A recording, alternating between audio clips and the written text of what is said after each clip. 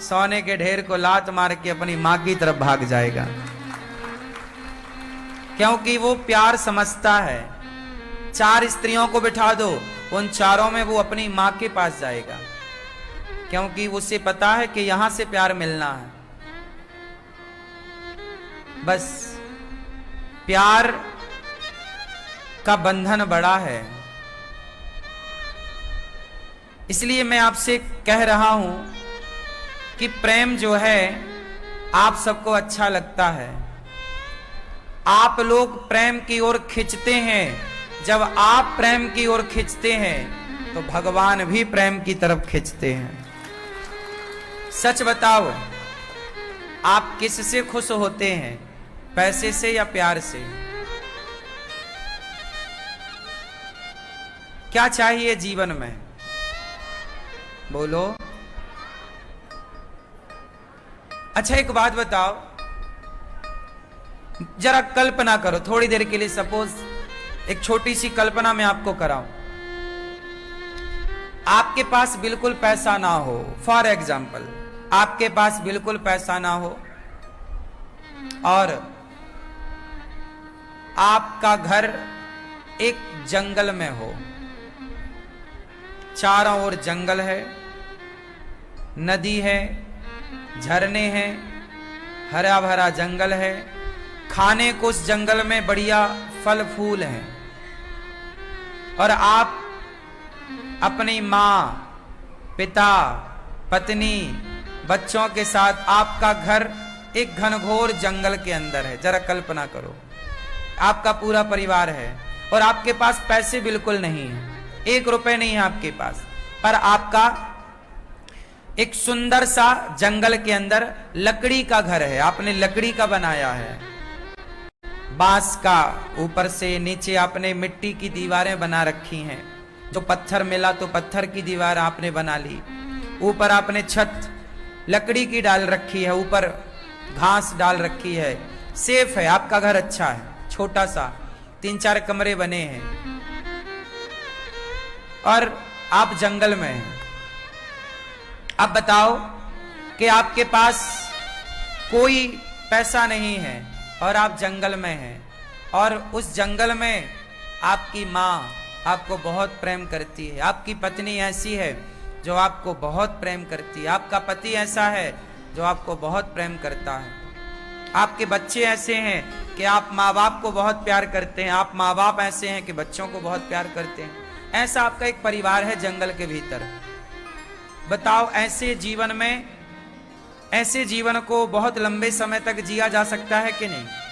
यदि ऐसा हो, कल्पना करो, तो ऐसे जीवन को पाकर आप सुखी होंगे या दुखी? खाने को आपको जंगल के फल मिलेंगे, है ना, पीने को नदिया का सुंदर पानी मिलेगा, और चारों ओर जंगल है, हरियाली है, और नाना प्रकार के आपके पास फल हैं। आपने वहां पर अपने लिए आप गेहूं भी उगा लेते हैं, आपके पास खुद की चक्की है पत्थर वाली, आप गेहूं पीस के अपने लिए आटा से रोटियां भी वहां बना सकते हैं, आलू भी वहां अपने लगा रखे, आलू की साग भी आप बना सकते हैं। ऐसा जीवन यदि आपके पास हो तो बताओ आप रह लोगे कि नहीं? उत्तर बोलो। इसका मतलब यह हुआ कि जीवन को जीने के लिए पैसे की आवश्यकता नहीं है, क्योंकि प्रकृति हम सबको, देखो चिड़िया कोई पैसा नहीं कमाती, प्राकृतिक तरीके से भी रहा जा सकता है कि नहीं, मैं आपसे पूछ रहा हूं।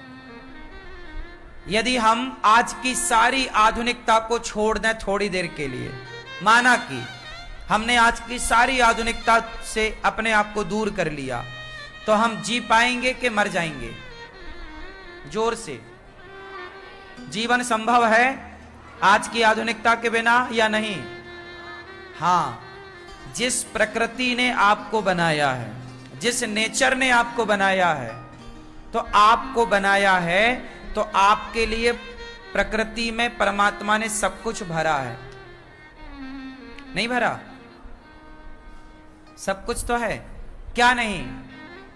प्रकृति के पास सब कुछ है आपको देने के लिए। खाने के लिए नाना प्रकार के फल मिल जाएंगे। आप थोड़ी मेहनत कर लोगे तो साग सब्जियां भी उगा सकते हो, वो नेचुरल साग सब्जियां आप खाओ बढ़िया, और जीवन को प्यार से जियो।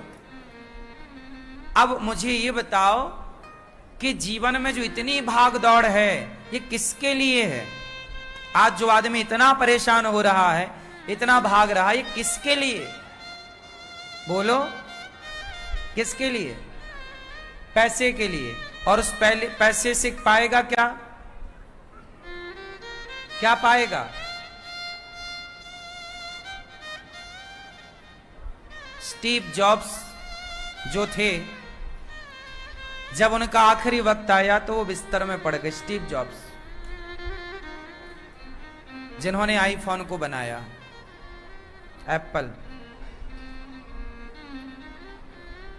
जब वो बिस्तर में पड़े तो उन्होंने कहा कि देखो मैंने अपार दौलत कमाई,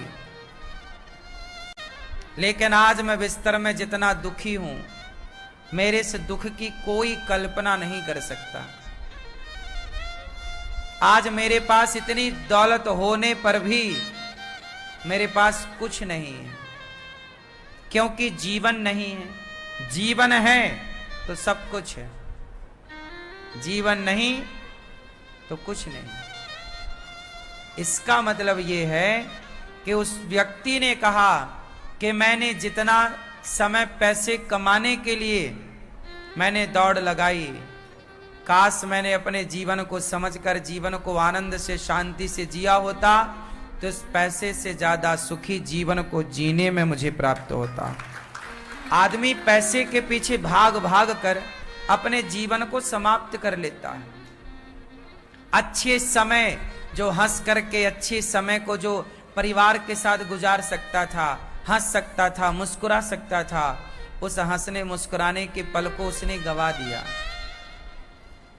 भागम भाग में लगा दिया।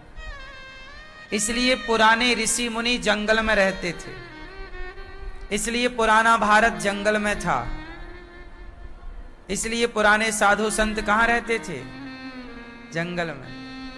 क्योंकि जंगल मीन्स हरियाली, वहां जीवन है, वहां यथार्थ है, वहां खुद को जानने पहचानने का समय है कि मैं कौन हूं, मेरा जन्म क्यों हुआ है, मैं क्यों आया हूं। आप तो पैसे के पीछे भाग भाग कर ये भूल ही गए कि आप कौन हैं, आपका जन्म क्यों हुआ, आपका उद्देश्य क्या है इस धरती पे आने का। ये आपका उद्देश्य क्या है इस धरती पे आने का, ये तो तब आप जानोगे जब आपके पास खुद को जानने का समय होगा। आज तो आपके पास बच्चों के लिए भी समय नहीं है कि आप अपने बच्चों को जरा संस्कार दे दो। आपके पास आज समय ही तो नहीं है, सब कुछ है, खुद के लिए कोई टाइम नहीं है। भागम भाग की दुनिया में मस्त है। इसलिए अपने जीवन को समझो, अपने जीवन को समझो। पैसा बहुत कुछ हो सकता है, सब कुछ नहीं हो सकता साहब। और मैं आपको बता दूं कि एक सामान्य जीवन को जीने के लिए भी यदि मैं तरीके से कहो तो मैं जी के बता भी सकता हूं आपको। संसार की कोई भी आधुनिकता ना हो, आज वृंदावन में एक तटीय स्थान है। क्या स्थान है? एक तटीय स्थान है वृंदावन में। आपको बताऊं, आज भी वहां कोई आधुनिक चीज नहीं है। और आज के 100-200 साल पहले जैसे लोग जीते थे, आज भी वहां पर वही 200 साल पुरानी व्यवस्थाएं हैं, आधुनिक कोई व्यवस्था नहीं है। और जीवन चल रहा है, और जीवन चल रहा। ना वहां बिजली है, ना पंखा है, ना कूलर है, ना एसी है, वहां पर भगवान के मंदिर में भी लाइट नहीं है, दीपक से ही भगवान के दर्शन होते हैं। वहां पुराने हिसाब से लकड़ी और ओपलों में चूल्हे पे पुराने बर्तनों में पुराने तरीके से भोजन बनता है, कोई आधुनिकता नहीं है। वहां के संत जी मोटरसाइकिल का प्रयोग, गाड़ी का प्रयोग भी नहीं करते, उन्हें कहीं वो कहीं जाते ही नहीं, और जाते हैं तो तांगे पर जाते हैं। तांगा पुराना जो रिवाज था, बैलगाड़ी, उस तांगा भी होता है घोड़े का, जिसे रथ कह सकते हैं। घुड़सवारी पहले होती थी, घोड़े की सवारी। तो हम आपको केवल ये समझा, हम ये नहीं कह रहे हैं कि पैसे ना कमाओ, खूब पैसे कमाओ, लेकिन आप ये मत सोचना कि पैसे से ही जीवन है ना। आप पैसे बिल्कुल किनारे रख दो, आपके पास कुछ भी पैसा ना हो फिर भी आप बेहतर जीवन जी सकते हैं बिना पैसों के।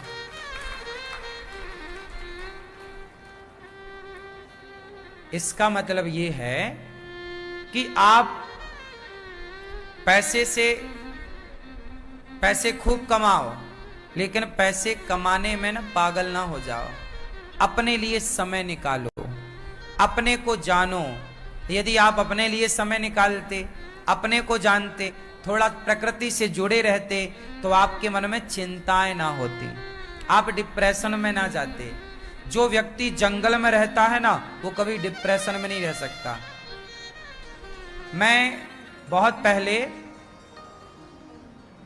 वहां गया था, कहां, सिक्किम की तरफ कथा सुनाने गया था। सिक्किम के पास गया था मैं, बहुत पहली बात पुरानी। कहां, सिलीगुड़ी, सिलीगुड़ी है ना। एक बार मैं सिलीगुड़ी गया था कथा सुनाने, बहुत पुरानी बात है, 2017-18 की होगी। तो वहां पे मैं कथा सुनाने के बाद लोगों ने, वहां पे जंगल बहुत है, चारों तरफ हरियाली है, वहां कोई प्रदूषण नहीं है, चारों ओर झरने हैं, नेचुरल पानी बह रहा है।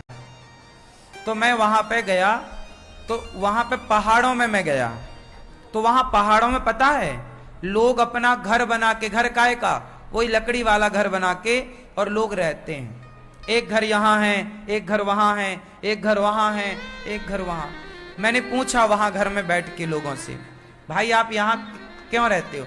बोले मैं मुंबई में जॉब करता हूं, बंबई में वो रहते हैं और बंबई में पैसा कमाते हैं। बोले हम 11 महीने काम करते हैं और 1 महीना सब छोड़ छाड़ के यहाँ जंगलों में आके 1 महीना जंगल में रहते हैं। 1 महीना हम खुद को समय देते हैं। कहां रहते हैं वो 1 महीना? जंगलों में। नेचुरल पानी, झरना है, उसका पानी पीना, जंगल की जड़ी बूटी और फल फूल खाना, और जंगल में रह के शांत चित्त से 1 माह, 11 महीने अपने लिए, 1 महीना, 11 महीना पैसे के लिए, 1 महीना अपने लिए। वो रहते हैं, सब परिवार रहते हैं, पति पत्नी बच्चे सब वहीं जंगल में, बहुत सारे लोग। मैंने वहां देखा, वहां रहा, ऐसे ही जीवन है। पहले के लोग बड़े होशियार समझदार थे। आज हम लोग क्या करते हैं, सारे पेड़ पौधे काट देते हैं और हमको लगता है हम बहुत होशियार हैं, हमने प्रकृति को उजाड़ दिया तो हम बहुत आधुनिक हो गए। आधुनिकता ये नहीं है कि प्रकृति को उजाड़ दो। आधुनिक तो वो पुराने लोग थे जो 200-200 साल जीते थे। आज आप आधुनिक हो, 60 साल में मर जाते हो। पुराने लोग 100-125 साल तक जीते थे और स्वस्थ जीते थे। हाँ या ना? अब बताओ कि पुराने लोगों के पास ज्यादा उम्र थी, आज नए लोगों के पास उम्र कम है। ये बात सही है कि गलत है? तो अब बताओ कि आधुनिक कौन था, समझदार कौन? जो 60 साल में मर जाए वो, या जो 110 साल तक की आयु पाए वो? कौन समझदार है? फिर आज आप आधुनिकता के नाम पर 60 साल के पहले ही आप निपट जा रहे हैं, बूढ़े हो जा रहे हैं, आंखों की रोशनी चली जा रही है, चश्मा लगा के घूम रहे हैं। ये आधुनिकता नहीं है। मैं तो ये मानता हूं कि आप लंबे समय तक जी रहे हैं, लंबा जिए और स्वस्थ जिए। आप सफल हैं पैसों से नहीं। आप बहुत पैसा कमाए, आपके पास बहुत पैसा है, आपको लगता है मैं सफल हो गया, मैंने बहुत पैसा कमा लिया। पैसे पाकर के, पैसे कमा करके आप सफल हो सकते हैं, खूब कमाओ। हम पैसे कमाने का बिल्कुल मना नहीं कर रहे हैं, पैसे खूब कमाने चाहिए, लेकिन खुद को समय, परिवार को समय जरूर देना चाहिए। ये जरूर जानना चाहिए कि हमारा जन्म क्यों हुआ है, हम क्यों आए हैं, हमारा मकसद क्या है। और ये उत्तर कोई और नहीं दे सकता। जब आप ध्यान करेंगे, आत्मचिंतन करेंगे, तो आपकी अंतरात्मा जवाब देगी कि आप कौन हैं, कहां से आए हैं, आपके आने का उद्देश्य क्या है। भगवान बहुत प्रसन्न हैं। भगवान के पुत्र हैं प्रद्युम्न, फिर उनके पुत्र अनिरुद्ध, जिनका विवाह ऊषा से हुआ, बाणासुर से युद्ध हुआ, उन पर कृपा हुई। राजा नृग पर कृपा, नृगो नाम नरेंद्रो। कहां चले? जंगल। परिवार को लेके चलो, अपन भी जंगल रहेंगे ऐसे।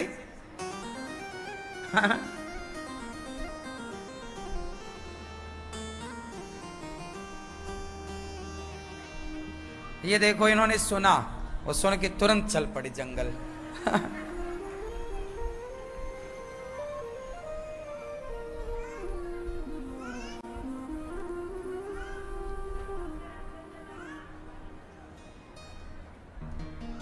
भगवान राजा नृग पर कृपा करते हैं। एक नृग नाम के राजा थे, बहुत संपन्न, बहुत बड़े राजा थे। वो गौदान करते थे। क्या करते थे? गौदान। और वो गौदान इतना कर चुके थे कि कोई गिनती नहीं कि कितनी गाय दान कर दी। गाय दान संपूर्ण पृथ्वी का दान करने के बराबर गौदान है। सारी पृथ्वी आप दान कर दो और एक गौदान कर दो, तो एक गाय दान करने का जो पुण्य है वो संपूर्ण पृथ्वी दान करने का पुण्य है। इतना बड़ा पुण्य है गौदान का। इसलिए हम आपसे कहते हैं कि गौदान जरूर करना चाहिए। गाय की पूंछ पकड़ के गौदान होता है। जब भगवान कृष्ण का जन्म हुआ तो गौदान किया कृष्ण के नाम से। बच्चों के नाम से भी गौदान किया करो, ताकि बच्चे के नाम की चारा भूसा गाय खाएगी, बच्चों की आयु बढ़ेगी। बच्चों का एक तुला दान होता है। कौन सा दान? कौन सा दान?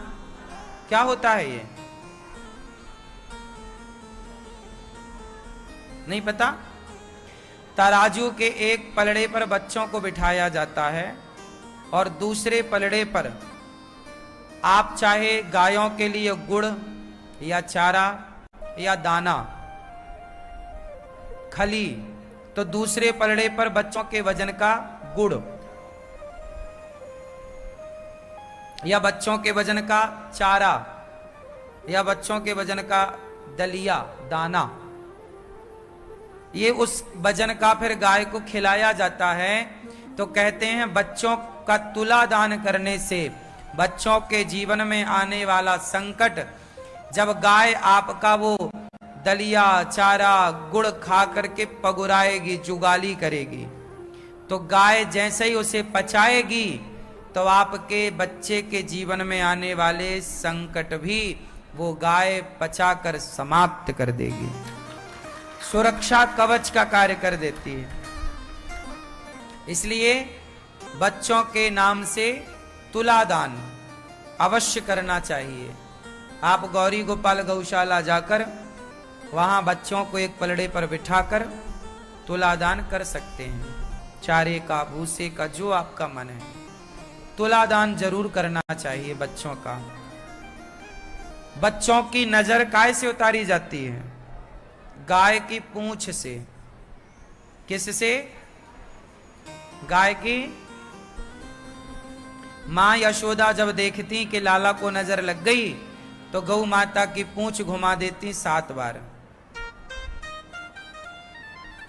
तो गैया की पूंछ से लाला की नजर मैया यशोदा उतारा करती थी।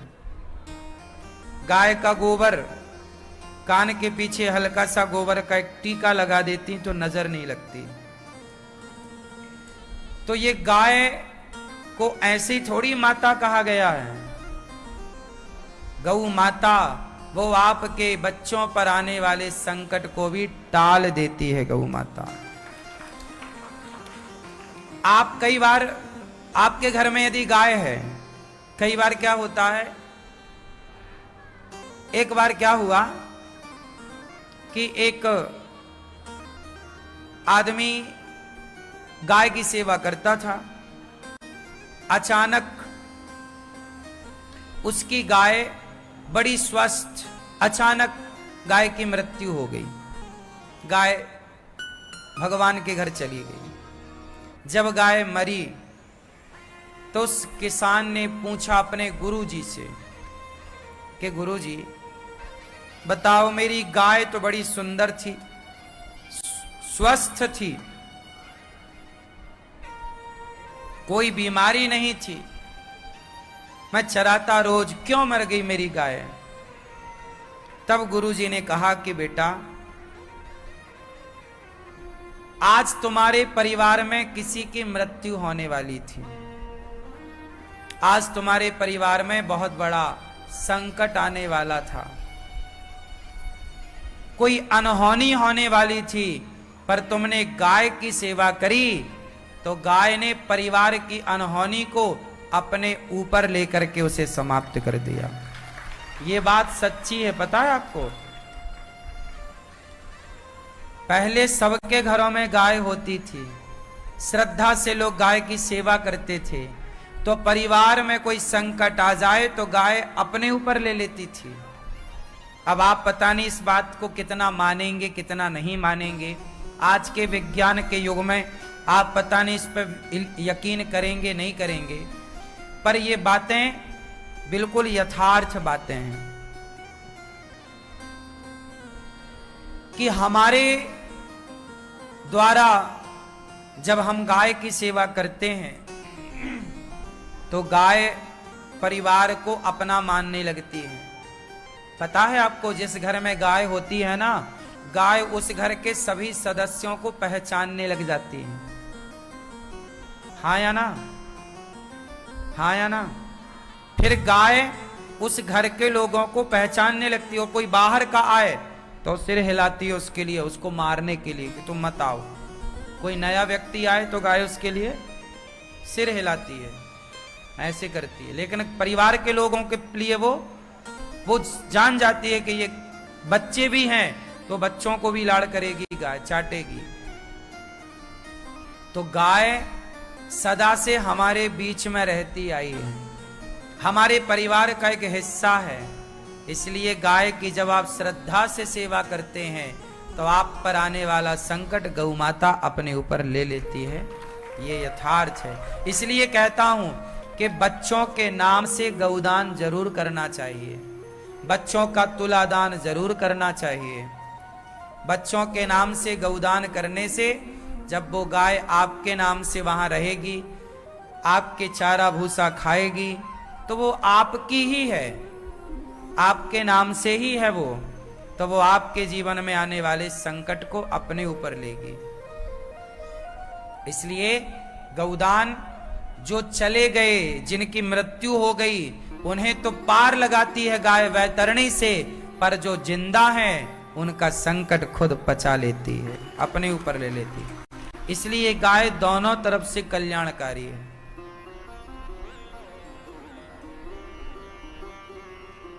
इसलिए हम कहते हैं कि गाय की सेवा करो। हमने कल ही आपको सूचना दी कि गाय को महाराष्ट्र में राज्य माता का दर्जा मिल चुका है। धीरे से लोग गाय की महिमा को समझने लग गए हैं। गाय की सेवा जरूर करिएगा, हाथ जोड़ के मेरी प्रार्थना है। सही है? हमें तो बहुत अच्छा लगता है, क्या बताएं। हम तो बचपन से गाय चराते आए हैं। हम बचपन से ही गाय के लिए खेतों में जाके चारा लाते थे। बचपन से हमने खूब गैया चराई है, खूब गाय की सेवा करी है। इसलिए गाय की सेवा ने आप लोगों की सेवा के लिए बिठा रखा है। ये गाय की कृपा है मेरे ऊपर, और जब गाय की कृपा हुई तो गोविंद की भी कृपा हो गई।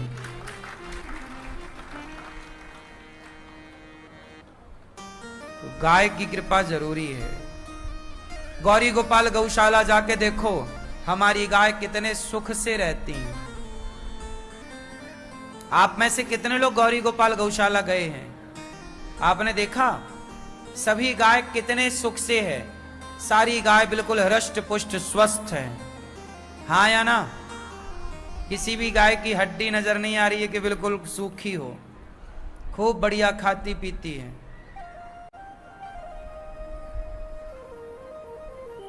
सभी गाय मस्त, सबके लिए अच्छी व्यवस्था। रात को सब गायों के लिए गद्दे हैं, गद्दे हैं सब गायों के लिए। गद्दे पर ही हमारी गौ माता बैठती है।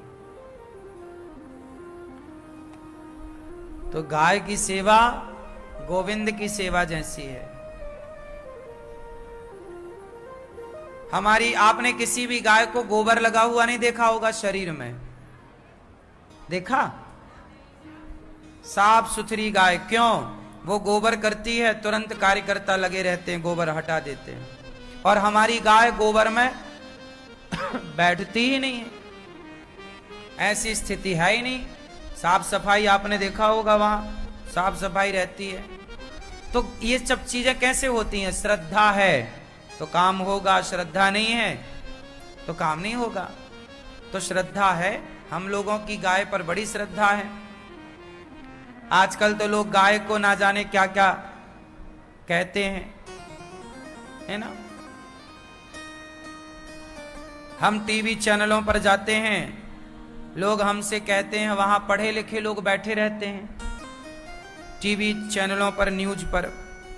वो कहते हैं कि आप बताओ, गाय के गोबर के बारे में ये कह रहे हो, गाय के मूत्र के बारे में ये कह रहे हो।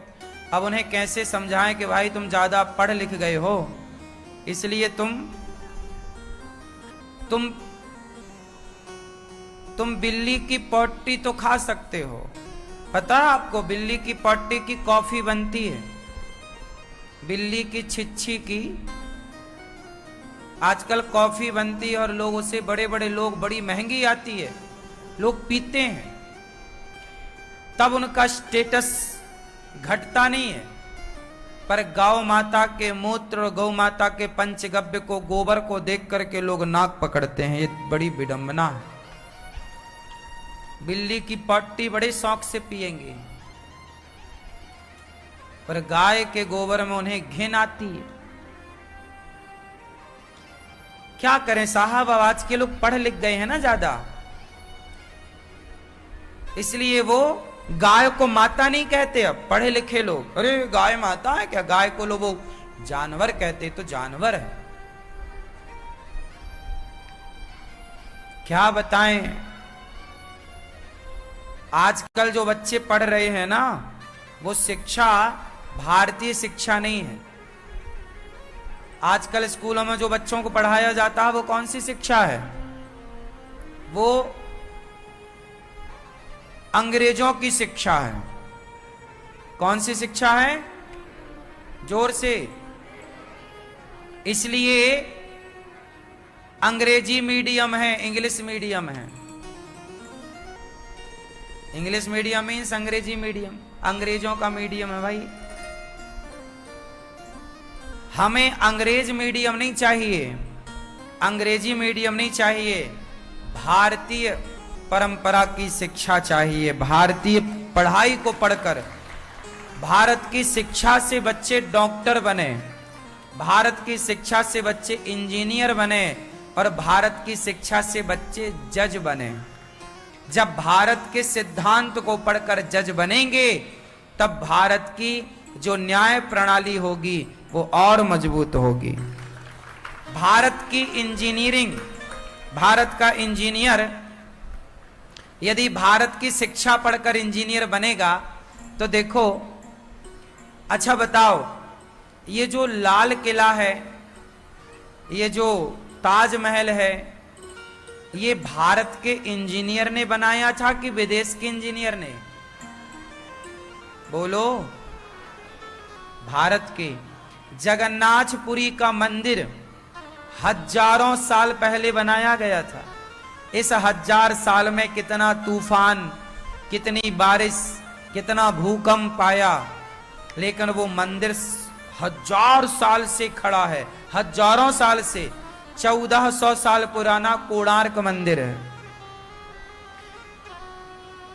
तिरुपति बालाजी का मंदिर, रंगम का मंदिर, श्रीरंगम का मंदिर 1500 साल पुराना। और कितने मंदिर हैं जो 2-2 हजार साल पुराने मंदिर भारत में मौजूद हैं। हाँ या ना? अब बताओ, उस समय तो हम अमेरिका लंदन में नहीं पढ़ते थे ना, तब कहां पढ़ते थे? गुरुकुलों में। गुरुकुल में पढ़ करके हमारे भारत के इंजीनियरों ने ऐसे मंदिर बनाए कि 1500 साल पुरानी इमारत भी आज जस की तस खड़ी है। और आज का इंजीनियर बनाए तो बनाए भला ताजमहल। आज का इंजीनियर बना ले। आज इतने मंदिर बने, लेकिन वो पुराने मंदिरों की तरह कौन सा मंदिर बना? बताओ, कौन सा मंदिर है आपके सामने जो जगन्नाथपुरी के मंदिर का जैसा हो? दक्षिण आप जाओ, आप रामेश्वरम गए होंगे, नहीं गए? रामेश्वरम का मंदिर देखिए साहब, 1000 साल पुराना है। और उसमें जो खंबे हैं, कॉलम पत्थर के, एक से क्या लेआउट है वहां का, क्या डिजाइन है वहां की, देखिए, देखते ही बनता है।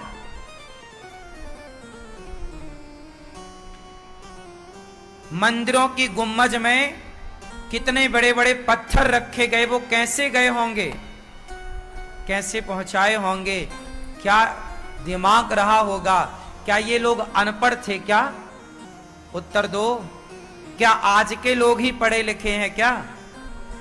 इसलिए भारत की शिक्षा भारतीय होनी चाहिए। आप कितने लोग इस बात से सहमत हैं कि आज भारत की शिक्षा भारतीय नहीं है? आप कितने लोग इस बात से सहमत हैं? किस बात से? पहले हाथ उठाने के पहले वो बात तो जान लो। आज भारत की शिक्षा भारतीय नहीं है। कितने लोग इस बात से सहमत हैं कि भारत की शिक्षा भारतीय नहीं है? और अब कितने लोग इस बात से सहमत हैं कि भारत की शिक्षा भारतीय ही होनी चाहिए? अब भारत की शिक्षा भारतीय है ही नहीं।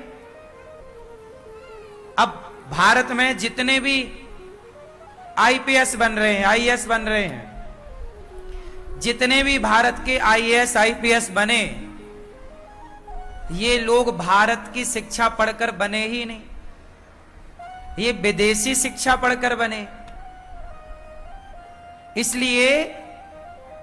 इसलिए भारत का उत्थान नहीं हो रहा है।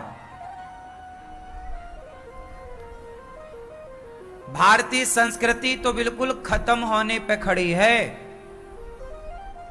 भारतीय संस्कृति, भारतीय संस्कार अब कहां हैं? चलो बताओ, भारतीय पहनावा क्या है? भैया बताओ, बोलो बोलो। भारतीय पहनावा क्या है? धोती कुर्ता। आपने आखिरी बार कब पहनी धोती कुर्ता? आप में से बहुत लोगों की जिंदगी आधी गुजर गई, लेकिन आपने धोती कुर्ता नहीं पहना होगा। रहते भारत में है पर पहनावा विदेशी है। भारत में रहते हो तो पहनावा भारत का ही तो होना चाहिए ना। बच्चों की ड्रेस, आज बच्चे टाई लगाकर जाते हैं। आज बच्चे तिलक लगाकर जाएं तो स्कूल के टीचर मना कर देते हैं, जी तिलक लगा के मत आना। बच्चे हाथ में कलावा बांध कर जाएं तो टीचर उतरवा देते हैं।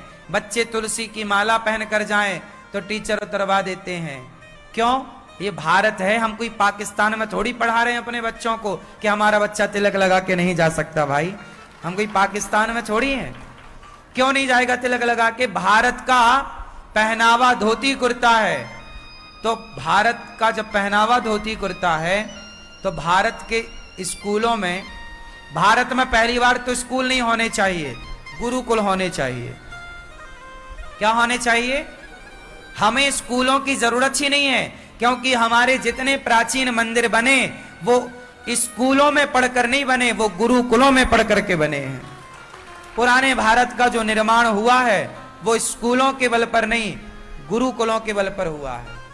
हमारे यहां झांसी की रानी स्कूल में नहीं पढ़ती, शिवाजी, महाराणा प्रताप, तात्या टोपे, इन्होंने स्कूलों में पढ़ाई नहीं की, इन्होंने गुरुकुलों में पढ़ाई की। और गुरुकुलों में पढ़ाई करके इन्होंने बड़ी बड़ी क्रांतियां लड़ी हैं, बड़ी बड़ी लड़ाइयां लड़ी हैं, बड़े बड़े युद्ध लड़े हैं, तलवार चलाना सीखी है। ये भारतीय परंपरा थी, युद्ध लड़ना।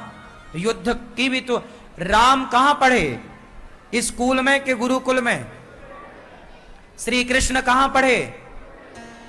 गुरुकुल में। भगवान श्री कृष्ण पढ़े उज्जैन के गुरुकुल सांदीपनी जी के गुरुकुल में, राम पढ़े वशिष्ठ जी के गुरुकुल में, और शिवाजी गुरुकुल में पढ़े। चंद्रगुप्त मौर्य चाणक्य के गुरुकुल में। चाणक्य जी का विश्वविद्यालय नालंदा विश्वविद्यालय।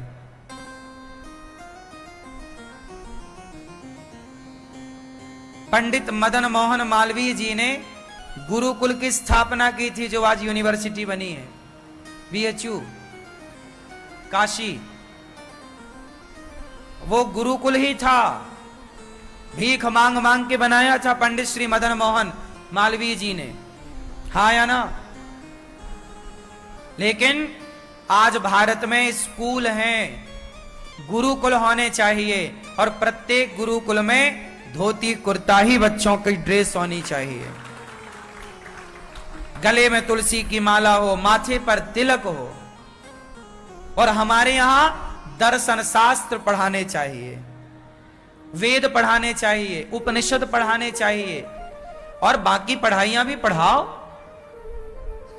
कंप्यूटर पढ़ाओ। कंप्यूटर कोई शास्त्रों के विपरीत थोड़ी है। हम भारत के लोग जितनी टेक्नोलॉजी जानते थे, हम भारत के लोग जितने आधुनिक थे, दुनिया जब पढ़ना नहीं जानती थी। मैंने बताया कि 1811 में जब पहला स्कूल लंदन में बना, उस समय भारत में 7 लाख गुरुकुल एक्टिव थे। ये ऑन रिकॉर्ड है। भारत की गुरुकुलों की पहले प्रत्येक गांव में एक गुरुकुल था, और पहले के पुरुष ही नहीं, स्त्रियां बहुत पढ़ी लिखी होती थी। जो आपको आज के स्कूलों में क्या बताया जाता कि पहले स्त्रियों को पढ़ने का अधिकार नहीं था, ऐसा आपको बताया गया कि नहीं? ये भारत के खिलाफ षड्यंत्र करने वाले लोग करते हैं। स्त्रियों को पहले भी पढ़ने का अधिकार था। आज से 2500 साल पहले एक हमारे देश में संत हुए, लगभग 2500 साल पहले, आद्य शंकराचार्य जी। किन किन ने नाम सुना है? आद्य शंकराचार्य जी का नाम किन्होंने सुना है? आपने नहीं सुना? आद्य शंकराचार्य जी का एक स्त्री के साथ शास्त्रार्थ हुआ था। क्या आप बता सकते हैं उस स्त्री का नाम क्या था? मां भारती। क्या नाम था? मंडन मिश्र की पत्नी थी वो, जिनके नाम से मंडला शहर बसा। आज मध्य प्रदेश में नर्मदा के तट पर एक स्थान है मंडला। मंडला के वो थे मंडन मिश्र। मंडन मिश्र इतने विद्वान थे कि उनका जो तोता था वो संस्कृत में बात करता था। उन गांव की जो पनिहारी थीं, जो कुएं में जाके महिलाएं पानी भरती थीं, वो सारी महिलाएं संस्कृत में बात करती थीं। एक दिन आद्य शंकराचार्य जी उस गांव में पहुंच गए। शंकराचार्य जी वो चुनौती दे दी मंडन मिश्र ने कि आप मेरे से शास्त्रार्थ करिए। तो मंडन मिश्र शास्त्रार्थ में हार गए। फिर पत्नी आई मंडन मिश्र की, बोली आप मेरे से शास्त्रार्थ करिए। और जब पत्नी ने शास्त्रार्थ किया तो पत्नी ने आद्य शंकराचार्य जी को ऐसे सवाल कर लिए कि आद्य शंकराचार्य जी के पास उत्तर नहीं था। तब आद्य शंकराचार्य जी ने कहा कि मुझे कुछ महीने का वक्त दो, मैं इसका उत्तर लाऊंगा। तब आद्य शंकराचार्य जी ने परकाया प्रवेश करी। आपको पता है हमारे यहां एक विद्या थी कि हमारे यहां एक परकाया प्रवेश की विद्या थी। कौन सी काया? क्या होती है ये? जैसे कि कोई मर गया तो मैं अपना शरीर छोड़कर मैं उसके शरीर में प्रवेश कर सकता था और वो जिंदा हो जाता और ये शरीर मर जाता और आप इसे सुरक्षित रखें, फिर मैं जब चाहता उस शरीर को छोड़कर अपने शरीर में आ सकता था। ये विद्या आद्य शंकराचार्य जी के पास थी। सोचिए, ऐसी विद्याएं हमारे यहां थी, परकाया प्रवेश की। हमारे यहां आकाश में चलने की विद्याएं थी, आकाश में चलने की विद्याएं थी। और ये विद्याएं कोई आश्चर्य ना मानो, ये सभी विद्याएं हैं। अब उनका अधिकारी कौन हो, किन्हें पढ़ाई जाए ये विद्याएं? आज हमारे यहां गुरुकुल नष्ट हो गए, स्कूल बन गए, तो गुरुकुल नष्ट होने से तमाम विद्याएं नष्ट हो गईं। इसलिए तो मुगलों ने, अंग्रेजों ने नालंदा विश्वविद्यालय में आग लगवाई, क्योंकि वहां हमारे सनातन धर्म का सबसे बड़ा साहित्य था। सारी चीजें पुस्तकों में संजो के रखी गई थी, सारी थ्योरियां लिखी गई थी, उनको आग लगा दी। क्यों लगाई? क्यों वेद पुराण जलाए हमारे? क्योंकि डर था मुगलों को, अंग्रेजों को, कि यदि ये हिंदुओं के पास ये ग्रंथ रहे तो ये बहुत कुछ कर सकते हैं। इसलिए अंग्रेजों ने गुरुकुलों को मान्यता नहीं दी, क्योंकि गुरुकुल में नौकर नहीं बनते थे, गुरुकुल से तो चाणक्य सम्राट बनाया करते थे। पहले, आजकल स्कूल बने कि अब तुम सम्राट ना बनो, मालिक ना बनो, नौकर बनो। इसलिए स्कूल में पढ़ने वाले बच्चे क्या चाहते हैं? नौकरी। क्या बनना चाहते हैं? नौकर। जबकि गुरुकुल में नौकर वाली परंपरा नहीं, वहां तो आपको ऐसा पढ़ाया जाता था कि आप नौकर नहीं, आप मालिक बने, आप मालिक बने। ये अंतर है स्कूल में और गुरुकुल में। यदि आप स्कूल में पढ़ोगे तो नौकर ही बनोगे, जबकि गुरुकुलों में पढ़ करके मालिक बनने की क्षमता पैदा करोगे। इसलिए अंग्रेजों ने, एक मैकाले नाम का अंग्रेज था, बहुत बड़ा साहित्यकार था वो, इंग्लिश का। मैकाले उसका नाम था, और भी आगे पीछे उसका नाम कुछ और हो सकता है। हाँ, उस आदमी ने सारी शिक्षा प्रणाली बिगाड़ दी। भारत में ऐसी शिक्षा लागू उसी ने कराई, मैकाले ने। संडे की छुट्टी उसी ने शुरू करी। पहले भारत में संडे की छुट्टी नहीं थी, थोड़ा इतिहास पढ़ा करो। पहले संडे की छुट्टी नहीं थी। संडे की छुट्टी क्यों? क्योंकि वो था क्रिश्चियन, और क्रिश्चियन लोग संडे के दिन चर्च जाते हैं, तो उनको लगा कि हम अपने हिसाब से करें। अब भारत में संडे की छुट्टी का क्या मतलब है? भारत में एकादशी की छुट्टी होनी चाहिए। किसकी छुट्टी होनी चाहिए? एकादशी की छुट्टी होनी चाहिए। हमारे यहां छुट्टी संडे, वो चर्च जाने के लिए उन्होंने छुट्टी का नियम बनाया, और वो आज तक आजाद भारत में वही अंग्रेजों का घिसा पिसा कानून आज भी चल रहा। कुछ बहुत ज्यादा बदला नहीं है भैया। आज भी लोग टाई पहन के घूम रहे हैं। अरे टाई तो वहां अंग्रेजों के यहां ठंडी पड़ती है बहुत तेज। इंग्लैंड में ना मेरी माँ, मैं गया, वहां बहुत सर्दी पड़ती है और वहां नाक बहती रहती है अंग्रेजों की। तो नाक पहुंचने के लिए वो लटकाए रहते हैं गले में। तो नाक पहुंचने के लिए टाई थी, रुमाल था, लेकिन आजकल लोग भारत में टाई पहने घूम रहे हैं। नाक पहुंचने का उपकरण है ये, लेकिन ये अब तुम तो बाबूजी बन के चल रहे हो फैशन में। टाई तुम्हारी थोड़ी यहां नाक बह रही है गर्मी में। यहां तो जून के महीने में कहां नाक तो खुद सूख जाती है ना, वो भी गीली होने के लिए पानी मांगती है। हाँ। तुम काहे टाई लगाए घूम रहे हो, तुम भारत के हो। वहां पर ना 12 महीने सर्दी पड़ती है लगभग। जुलाई अगस्त सितंबर में थोड़ा वहां नॉर्मल रहता है टेम्परेचर सामान्य, अभी पर वहां सर्दी पड़ती है, हाँ या ना। वहां 12 महीने सर्दी पड़ती है, बर्फ गिरती है। तो वहां के लोग ना वो पहनते हैं टाई, और वो ऊपर से क्या वो कोट मोटा होता है, तो कोट वहां पहनते हैं क्योंकि वहां की जलवायु ऐसी है। अब भारत में जून के महीने में ये बेवकूफ कोट पहन के घूम रहा है और कहता है मैं पढ़ा लिखा हूं। खाक पढ़ा लिखा है, कपड़े पहनने तक का ज्ञान नहीं है तुझे कि जून के महीने में कौन से कपड़े पहनने चाहिए।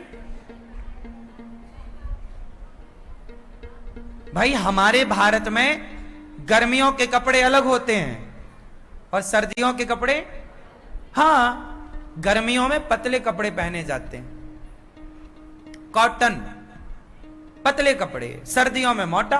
तो तुम जून के महीने में, हमारे भारत में जून में क्या होता है, गर्मी की सर्दी भयंकर, जून जुलाई भयंकर गर्मी होती है, और यहां बाबूजी टाई और कोट पहने घूम रहे हैं। आज भी आप देख लो कोर्ट कचहरी में कोट पहनने की परंपरा है। काहे भैया, ये कोई लंदन की कोर्ट कचहरी थोड़ी है, वहां पे सर्दी है तो कोट पहना जाता है। वहां दिन भर हवा चलती रहती है, ठंडी हवा, तो वहां कोट ठीक है क्योंकि वहां ठंडा है। हमारे भारत में तो भाई सफेद कपड़ा पहन लो ठंडा करेगा, थोड़ा पतला कपड़ा पहन लो, है ना। लेकिन अब यहां इतना भी ज्ञान, 70 साल में भारत के लोग कपड़ा पहनना भी सीख नहीं पाए। अंग्रेजों को गए 70-77 साल हो गए, अभी इनको कपड़ा पहनना नहीं आया। ये अपनी वेशभूषा, अपनी भारतीय वेशभूषा पे नहीं आ पाए। 77 साल में भारत अभी भारतीय वेशभूषा में नहीं आ पाया और कहता है मैं आजाद हो गया। कहां आजाद हो तुम, आज भी उन अंग्रेजों की गुलामी कर तो रहे हो।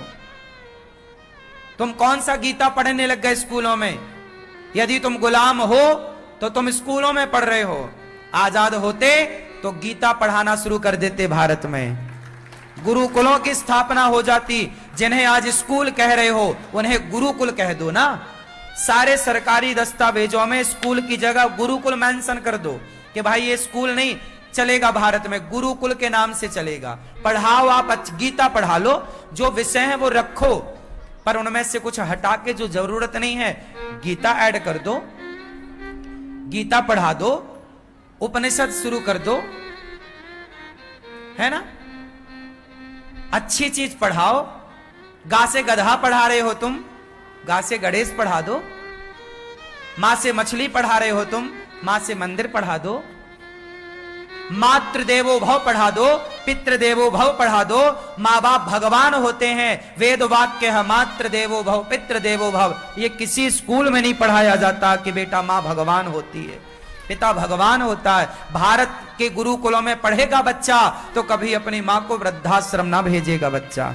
गुरुकुल का बच्चा कभी माँ को वृद्धाश्रम ना भेजेगा, लेकिन स्कूल का बच्चा 80% बच्चे अपनी माँ को वृद्धाश्रम भेजते हैं। लिख लो, स्कूल का पढ़ा बच्चा मां को वृद्धाश्रम भेजेगा, क्योंकि वो पढ़ाई यही है। वो मां बाप का सम्मान करना स्कूल में थोड़ी सिखाया जाता। वहां तो क्या मनाया जाता है, वो क्या मनाते हैं फरवरी में, 12 फरवरी को वैलेंटाइन डे। वैलेंटाइन डे मनाएंगे। हमारे यहां मातृदेवो भव। क्या होता है? मां भगवान है। जननी जन्म भूमश्च स्वर्गादपि गरीयसी। ये पढ़ा है आप लोगों ने?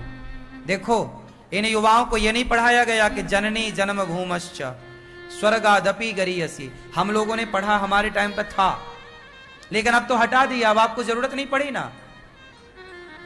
इसलिए ये बच्चे नास्तिक हो रहे हैं, इसलिए ये बच्चे चरित्रहीन हो रहे। पहले गुरुकुलों में राम पढ़े तो चरित्रवान बन करके निकले, चरित्रवान। आजकल के बच्चे कहां चरित्रवान बन रहे हैं? कौन सा स्कूल चरित्र की शिक्षा दे रहा है? सारे स्कूलों में बच्चों का चरित्र और हनन किया जाता है। लड़का लड़की वो साथ में रख के और वो एक साथ डांस करवा रहे हैं आजकल स्कूलों में, ठुमका लगा रहे हैं कमर से कमर मिलाकर। ये स्कूलों में हो रहा। मेरी माँ, तुम्हारा बच्चा पढ़ने गया है और वो वहां नाच सीख रहा है, लड़कियों के संग नाच रहा है, और तुम्हें लग रहा है वो पढ़ रहा है। आजकल स्कूलों में जितने क्रिश्चियन स्कूल हैं, सारे स्कूलों में बच्चों को मांस खाने के फायदे बताए जा रहे हैं, अंडा खाने के फायदे गिनाए जा रहे हैं, ताकि ये तुम्हारा बच्चा अंडा की डिमांड करने लग जाए। बॉलीवुड प्रचार कर रहा है, संडे हो या मंडे। समझ नहीं रहे हो तुम तरीके से? आने वाले समय में दीपक लेके ढूंढोगे तो सच्चा हिंदू भारत में ना मिलेगा। अब जितने ये हिंदू हैं, तुम कहां हिंदू बचे? अब तुम कह जरूर रहे हो जी हम हिंदू हैं, पर तुम कुर्ता धोती पहनना आते नहीं तुम्हें। तुम गाय को माता कहते नहीं हो, तुम गंगा को माता नहीं कहते, तुम्हारी शास्त्रों में श्रद्धा नहीं है, तुम मांस खाते हो, तुम काय बात के हिंदू हो? कहने से थोड़ी कोई हिंदू होता है। अरे हिंदू एक विचारधारा है। जो गाय को माता कहे, जो सब पर दया करे, बेवजह किसी की हत्या अपने स्वाद के लिए ना करे, वही हिंदू है, वही सनातनी है। आजकल कहां हिंदू बचा? स्कूलों में बच्चे पढ़ेंगे तो हिंदुत्व की बात ना करेंगे, सनातन की बात ना करेंगे। आजकल के बच्चे क्या कहते हैं? अरे महाराज, अमेरिका के लोग तो इतना मांस खाते हैं, अमेरिका के लोग तो कोई पूजा भी नहीं करते। आज मेरी एक मैया आई, पता नहीं यहां बैठी हैं कि नहीं, वो बोली महाराज मेरा बेटा अमेरिका में रहता है और बोलता है कि अमेरिका की स्त्रियां तो कोई पूजा भी नहीं करती, व्रत उपवास भी नहीं करती, पर वहां की स्त्रियां कितनी सुंदर हैं और वहां इतनी संपन्नता है, इतने पैसे हैं वहां पर। भारत के लोग इतनी पूजा करते, इतना पाठ करते, इतना जप करते, तप करते, फिर भी भारत की स्त्रियां इतनी सुंदर नहीं, और इतना धन पैसा भारत में नहीं है, अमेरिका में है। उस माँ ने कहा कि मेरा बेटा ऐसा पूछता है। मैंने कहा माँ, बेटे से कह देना कि मैया बेटा, अमेरिका की स्त्रियों की चमड़ी सुंदर है, चरित्र सुंदर नहीं है। भारत की स्त्रियों की चमड़ी कैसी भी है, पर चरित्र बड़ा पवित्र है। हम सुंदर चमड़ी वाले की तरफ गए कब? हम तो सुंदर चरित्र वाले की तरफ गए। हमने चमड़ी को सजाने में कभी मन लगाया ही नहीं, हमने तो चरित्र को संवारने में मन लगाया है। भारत की स्त्रियां चमड़ी से अच्छी हो ना हो, चमड़ी कैसी हो, पर चरित्र अच्छा है। अमेरिका की स्त्रियां, अमेरिका के लोग, चमड़ी उनकी सुंदर हो सकती है, पर चरित्र कहां सुंदर है। एक स्त्री के जीवन भर में 50 तो बदल जाते हैं। 80 साल की स्त्री के भी पति मर गया तो वो 80 साल का डोकरा बॉयफ्रेंड ढूंढ के ले आती है। मजाक नहीं कर रहे हैं, सही बोल रहे हैं, हाँ या ना? इसलिए भारत की तुलना अमेरिका से करना पाप है। अरे अमेरिका, लंदन में भाई साहब पैसा होगा, सुंदरता अलग विषय है, पर सुंदरता चमड़ी की। अब तुम्हारी पत्नी, तुम कैसी पत्नी पसंद करोगे? जो चमड़ी से बड़ी सुंदर हो, या चरित्र से सुंदर हो, थोड़ी सांवली है चल जाएगी, लेकिन चरित्रवान तो है तुम्हारी पत्नी। वो कैसी कि बड़ी सुंदर है पर तुम्हें घास नहीं डालती, पड़ोसियों के चक्कर में रहती है। इसलिए कहा सुंदरता के पीछे ना भागो। हमारा भारत पैसे के पीछे और सुंदरता के पीछे भागा ही नहीं। हम भारतीय हैं, हम चरित्रवान हैं। हमारी सबसे बड़ी दौलत क्या है? बोलो, चरित्र। अच्छा बताओ मुझे, आप लोग जरा समझाओ कि चरित्र मायने रखता है कि पैसा मायने रखता है? आपकी सुंदरता मायने रखती है कि आपका चरित्र मायने रखता है? आपकी सुंदरता, आप सांवले हैं चलेगा, क्यों? बिल्कुल चलेगा। आपका फेस कैसा है? चलेगा। आप चरित्रवान हैं। इसलिए हमारे यहां माता अनसुईया को माना जाता है। माता अनसुईया का फेस कैसा था? कोई उनके फेस पर नहीं जाता। उनका चरित्र इतना मजबूत था कि ब्रह्मा विष्णु महेश उनकी परीक्षा लेने आए और ब्रह्मा विष्णु महेश की परीक्षा में माता अनसुईया पास हो गई।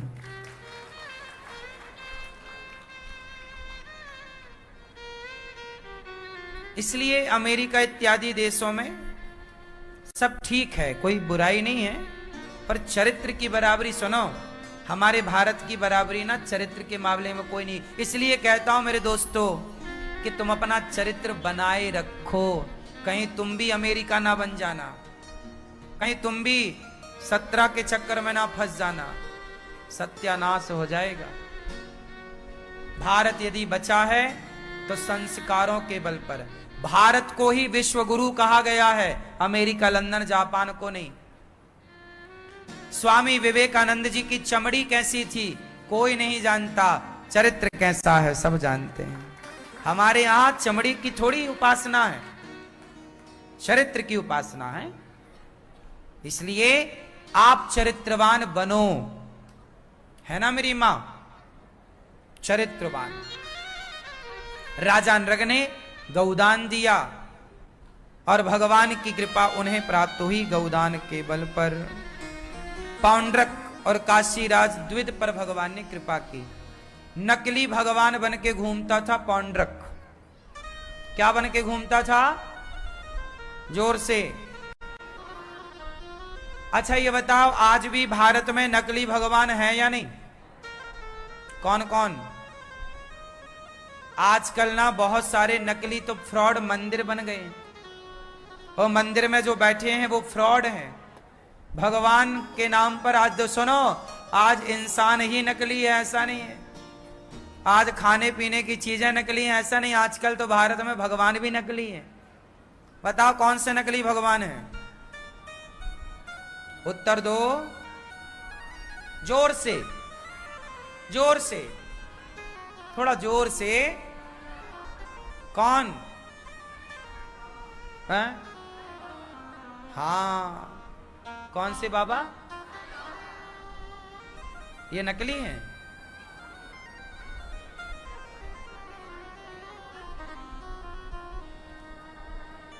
भगवान सब नहीं हो सकते। भगवान, क्या आपके पति सब आपके पति हो सकते हैं? मैया,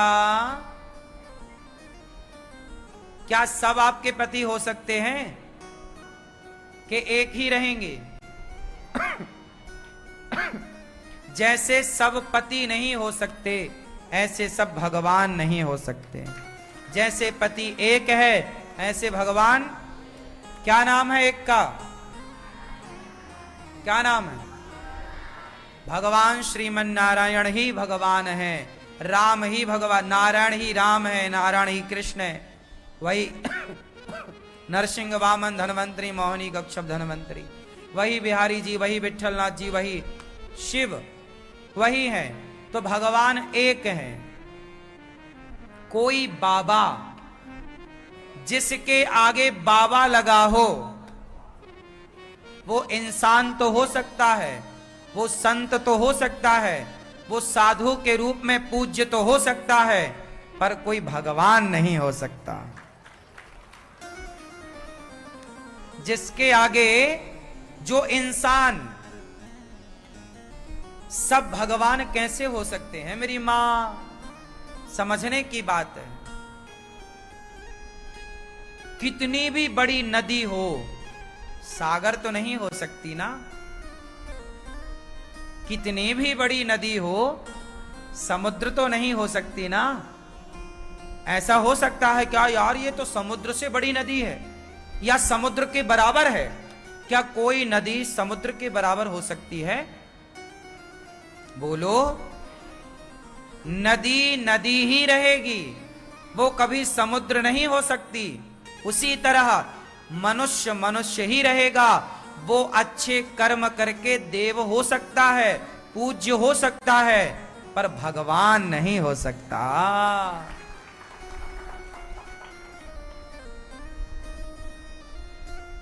है ना? बिंदु और सिंधु, बोलो बिंदु सिंधु, ये दोनों एक हैं कि अलग हैं? क्या अंतर है सिंधु और बिंदु में? सिंधु, बिंदु एक बूंद, एक बूंद को बिंदु कहते हैं। समझने के लिए, एक बूंद को क्या बोल रहे हैं? क्या एक बूंद कभी सागर हो सकती है? बोलो। उसी तरह हम बिंदु हैं और वह परमात्मा सिंधु है। एक बूंद कभी सागर नहीं हो सकती, पर वह बूंद सागर में मिलकर सागर हो सकती है। उसी तरह हम कभी भगवान नहीं हो सकते, पर भगवान में समाहित होकर, भगवान के चरणों में समर्पण करके, भगवान में डूबकर भगवान अपने भीतर समाहित कर लें तो हम भगवान में मिल तो सकते हैं। जैसे बूंद सागर में मिल तो सकती है, जैसे नदी समुद्र में मिल तो सकती है, पर नदी सागर नहीं बन सकती। उसी तरह हम भगवान में मिल तो सकते हैं, भगवान को पा तो सकते हैं, पर हम भगवान नहीं बन सकते। समझ में आ रही है बात? हम पा सकते हैं ईश्वर को, हम पाकर साक्षात्कार कर सकते हैं, हम उनका दर्श स्पर्श कर सकते हैं, पर हम भगवान नहीं हो सकते। भगवान कौन है? भगवान की पहचान बताओ। भगवान किसे कहते हैं? आप बताओ, किसे कहते हैं भगवान? भगवान किसे कहेंगे? क्या लक्षण होंगे तो आपको भगवान कहा जाएगा? उत्तर है पंच तत्व से तो आप भी बने हैं, पृथ्वी जल वायु अग्नि आकाश, आप भी 5 चीजों से बने हैं। फिर हाँ, भगवान के लक्षण क्या है? परिभाषा क्या है? किसे भगवान कहते हैं? हाँ, जो कण कण में है। ठीक है, आप बताओ। जो दिल में है, एक्सरा करा के चेक कर लेना, इस तरफ है किस तरफ है, ये भैया बताएंगे। भगवान की परिभाषा देखो, गलत बात है। ये नोट असली है कि नकली है, इसकी भी तो कोई पहचान होती होगी ना? क्यों? भारत सरकार, जब आप बैंक में जाओगे ना, तो बैंक में वो यंत्र होता है जो ये बता देता है कि ये नोट असली है कि। जब असली और नकली नोट की पहचान होनी जरूरी है, तो भगवान की पहचान होनी जरूरी नहीं है? फिर बताओ, असली भगवान की पहचान क्या है?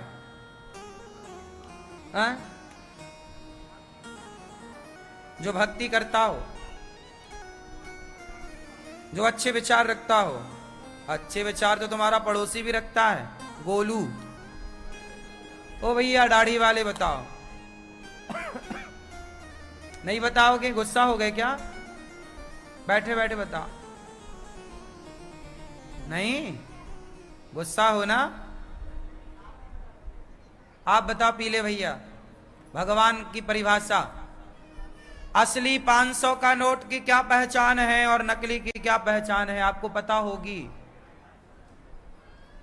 जब असली नोट नकली नोट की पहचान है, असली सोना नकली सोना की पहचान है, तो असली और नकली भगवान की भी तो पहचान करना सीखो। ऐसे तो कोई भी तुम्हें बुद्धू बना देगा, यार ये भगवान है, तुम पूजने लग जाओगे। चलो बताओ, ये मैया बताएंगी चश्मा वाली सफेद बालों वाली, बताओ मेरी मां असली भगवान की पहचान।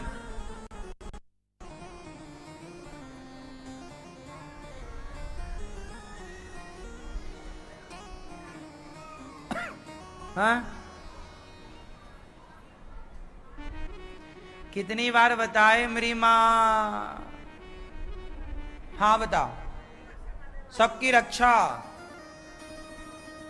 सही है। आप बताओ।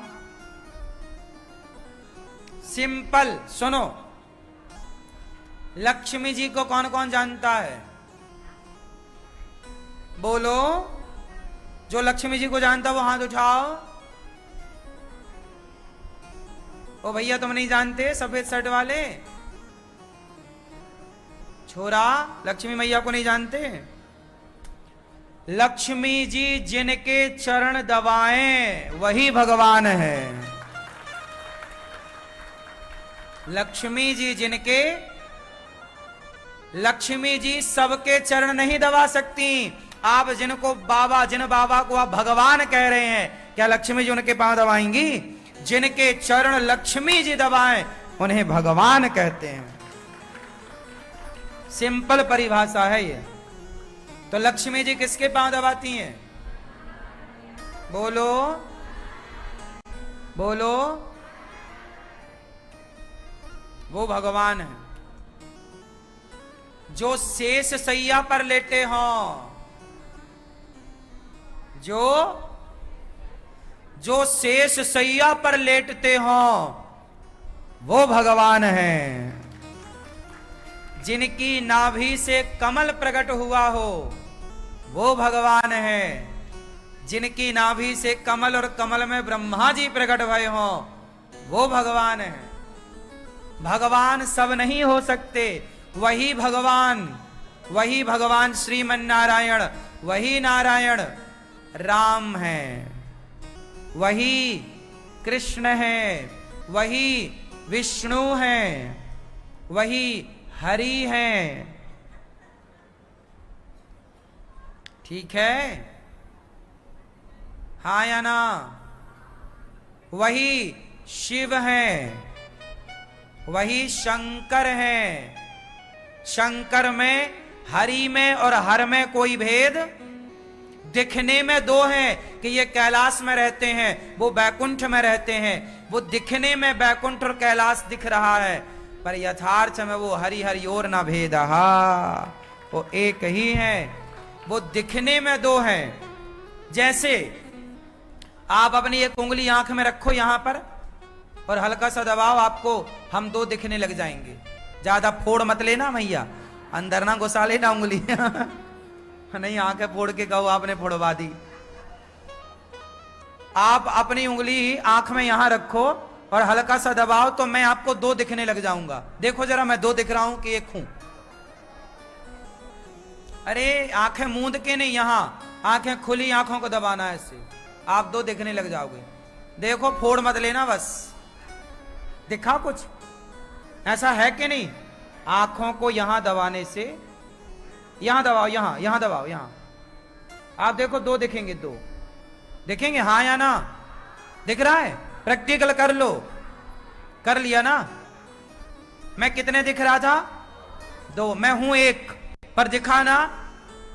आंखों में यदि दोष उत्पन्न हो जाए तो एक का दो दिख जाता है। ये आंखों का दोष है। ये आंखों का क्या है? बोलो।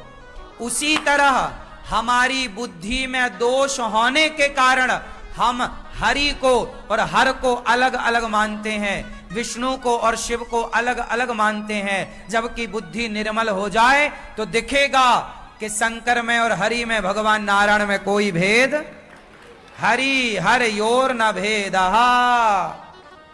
हरि और हर में कोई भेद, हरि मतलब नारायण और हर मतलब शंकर, हर मतलब हर हर महादेव, हर हर शंकर, तो हर हर भोले। तो ये शंकर जी में और भगवान विष्णु में कोई अंतर, ये अंतर क्यों लगता है? क्योंकि तुम्हारी बुद्धि में दोष है, तुम्हारी बुद्धि में मलिनता है। जिस दिन बुद्धि पवित्र हो जाएगी उस दिन द्वैत समाप्त हो जाएगा और विशिष्टाद्वैत की स्थापना हो जाएगी। दो का भेद मिट जाएगा, एक को ब्रह्म द्वितीयो नास्ति। तो बात चलो बताओ, भगवान किसे कहते हैं? बिनु पग चलहि सुनहि बिनु काना, कर बिनु कर्म करहि विधि नाना, ऐश्वर्यस्य समग्रस्य धर्मस्य यशः श्री, ज्ञान वैराग्य और चैव षड्नाम भगितीर्णा।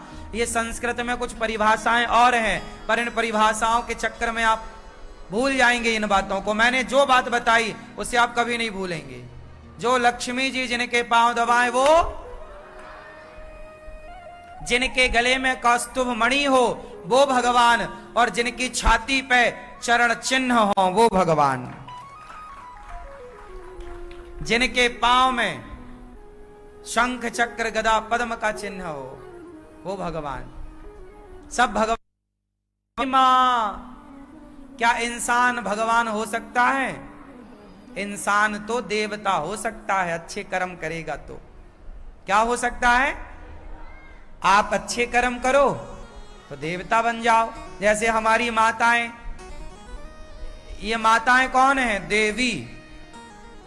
कौन है ये ऑलरेडी देवी हैं। स्त्रियों को बचपन से ही देवी कहा जाता है, पर पुरुषों को देवी नहीं, देवता नहीं कहा जाता। पुरुष तो कर्म करके देवता बन सकता है, अच्छे कर्म करके, और स्त्रियां बिना कुछ किए देवी हैं। हाँ या ना? तो भैया तुम अच्छे काम करके देवता बन जाओ, भगवान बनने की होड़ में ना रहो, है ना। आजकल कुछ लोग ना बड़ा पद प्रतिष्ठा पा जाएं तो वो भगवान घोषित कर देते हैं, अपनुच्च भगवान है। काहे तुम भगवान बन रहे हो? भगवान के दास बन जाओ। हनुमान जी बताओ, बड़े हैं कि छोटे हैं? जोर से बोलो। क्या आज तक हनुमान जी ने कहा कि मैं भगवान हूं? और आजकल के कुछ लोग अपने को ही भगवान मान लेते हैं, और गलती उनकी नहीं, आप लोगों की, कि आप किसी को भी भगवान कह देती हो और कह देते हो। हनुमान जी क्या कहते हैं? मैं राम का दूत हूं, राम दूत मैं मातु जानकी, सत्य शपथ करुणा। मैं कौन हूं? राम दुआरे तुम रखवारे। राम जी के दूत हैं। कौन? हनुमान जी इतने विद्वान, इतने बलशाली। हनुमान जी के अंदर कौन सा गुण नहीं है, क्या नहीं कर सकते? लेकिन वो हनुमान जी इतना बल होते हुए भी उन्होंने कभी ये नहीं कहा कि जी हम भगवान हैं। उन्होंने, जबकि हनुमान जी साक्षात शंकर के अवतार हैं। शंकर सुवन, साक्षात हनुमान जी शंकर हैं, पर वो राम के क्या बन के रहते हैं? हाँ, और तुम जरा पद प्रतिष्ठा पाओ तो तुम खुद को भगवान घोषित करने लग जाते हो। आजकल कुछ लोग, कुछ बाबा अपने आप को भगवान कह लेते हैं, और आप लोग मंदिर बना के पूजा, कितने बाबाओं की आजकल मंदिर बना के लोगों ने पूजा कर ली। राम को नीचे बिठा रहे हैं, कृष्ण की मूर्ति नीचे और बाबा जी को ऊपर, और पूज रहे हैं। अब यही तो मूर्खता है। अब क्या समझाएं? और ज्यादा कहो तो लोग कहते हैं, लो आप तो कुछ जानते नहीं। ठीक है भैया, हम कुछ नहीं जानते, आप ही सब जान लो।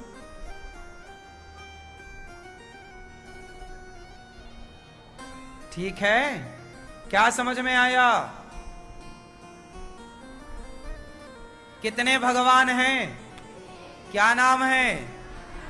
क्या पहचान है? जो लक्ष्मीपति हैं वही भगवान। तो लक्ष्मीपति दो है कि एक? क्या दूसरा कोई लक्ष्मीपति हो सकता है? अच्छा, किसी के पास बहुत पैसा हो, बहुत पैसा हो, बहुत, तो वो लक्ष्मीपति हो सकता है? क्या हो सकता है वो? क्या? वो लक्ष्मी पुत्र हो सकता है। ज्यादा पैसा किसी के पास हो तो लोग क्या कहते हैं? भाई ये तो लक्ष्मी पुत्र है। ये कौन है? लक्ष्मी। लक्ष्मी पुत्र हो सकता है कोई, लक्ष्मी पति नहीं हो सकता। समझ में आई? पति एक है नारायण, लक्ष्मी हम सब कौन हो सकते हैं? लक्ष्मी हमारी। ओम जय लक्ष्मी माता मैया, जय लक्ष्मी। तो माता मानो, पुत्र बनो, पुत्री बनो। पैसा आए, लक्ष्मी आए तो शराब ना पीना। लक्ष्मी माता नाराज हो जाएंगी कि मेरा उपयोग तू शराब में कर रहा है, गलत कामों में कर रहा। पैसा आए तो परोपकार करो। किसके पास पैसा ज्यादा होता है? जिसके अंदर परोपकार की भावना होती है। किसकी भावना? परोपकार की। इसलिए पैसा कमाओ, 100 रुपए कमाओ तो कोशिश करो कि उस 100 रुपए में मैं किसी को एक रोटी दे सकूं। बस पैसा कमाओ, आप भोजन बनाओ 5 लोगों का, तो 1 लोगों का एक्स्ट्रा बनाओ कि हमारे द्वार पे कोई आ जाए या आसपास कोई भूखा बैठा हो तो भोजन मिल जाए। पैसा इसलिए हो, हम अपना पेट भरें पैसे से इसलिए नहीं। पैसा भगवान ने आपको दिया है तो दीन दुखियों का पेट भरो, सबका पेट भरो, सबकी सेवा करो, इसलिए पैसा है।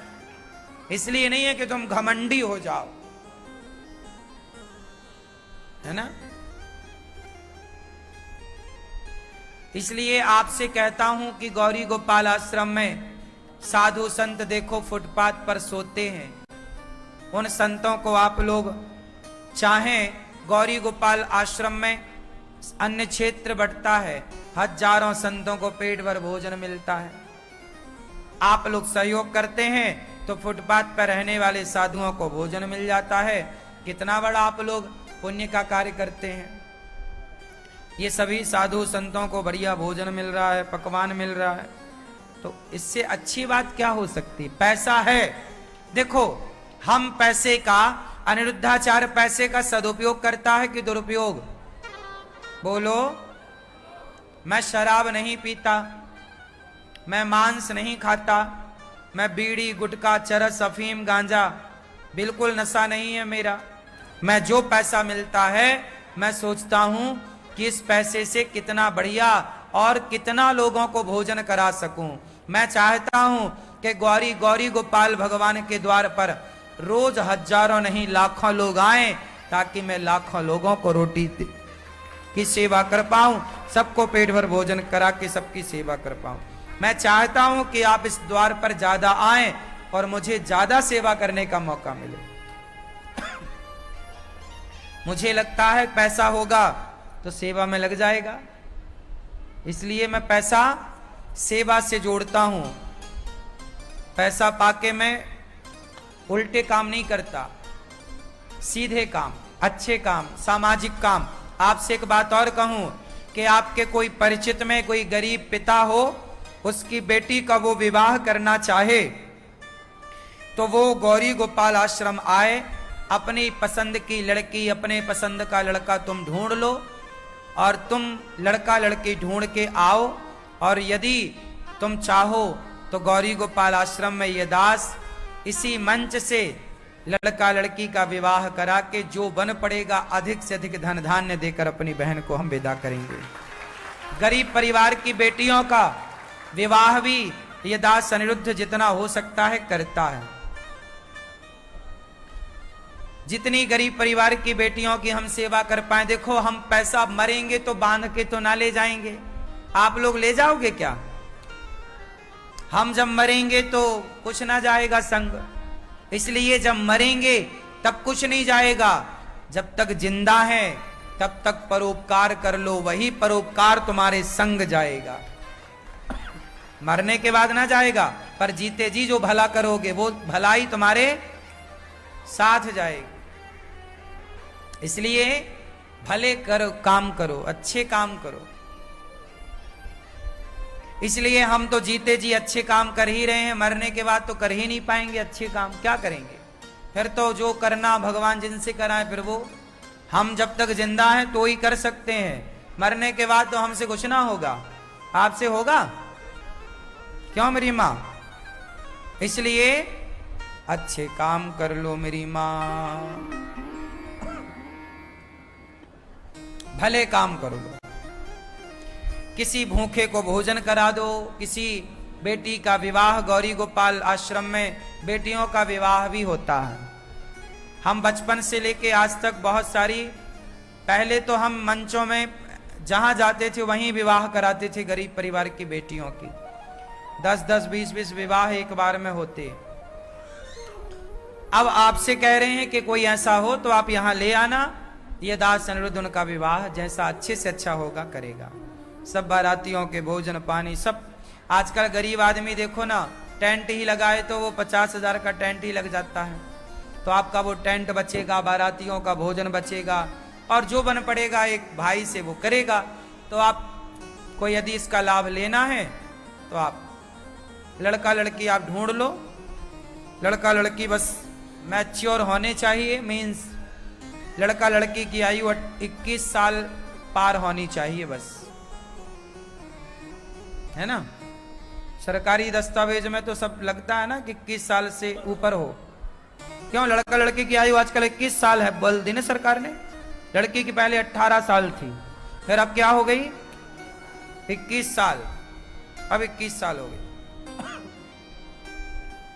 तो अब 21 साल की लड़की, 21 साल का लड़का आपके हो गए हो, ब्याह करने का मन है तो ले आइएगा ये दास, जो बन पड़ेगा सेवा। इसलिए हम कहते हैं देखो, हम पैसा यदि हमें मिलता है तो हम ये भले काम सोचते हैं कि हम और कितना बेहतर कर सकें, हम और कितना अच्छा कर पाएं, हम ये सोचते हैं।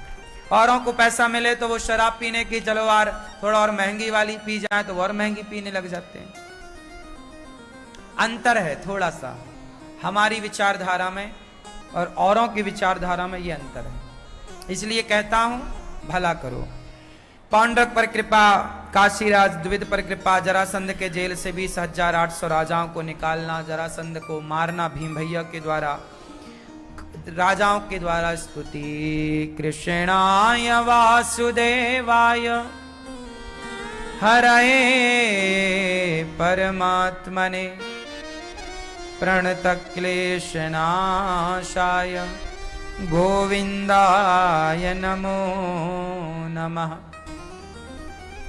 भगवान शिशुपाल पर कृपा करते हैं, शाल्व दंत वक्र पर कृपा करते हैं, भगवान सुदामा जी पर कृपा करते हैं। किस पर कृपा करते हैं? सुदामा जी पर। सुदामा जी का हाथ पकड़ लिया तो आप भी कहो, दो हाथ मेरे भी हैं। हे गोविंद, आप सबके हाथ पकड़ते हो ना, कब पकड़ोगे हमारे? दो हाथ मेरे भी हैं, इनमें क्या खराबी है। हाथ पकड़ते सबके और तू सबका साथी है। हाथ पकड़ते सबके और तू सबका साथी है। दो हाथ मेरे भी हैं, इनमें क्या खराबी है।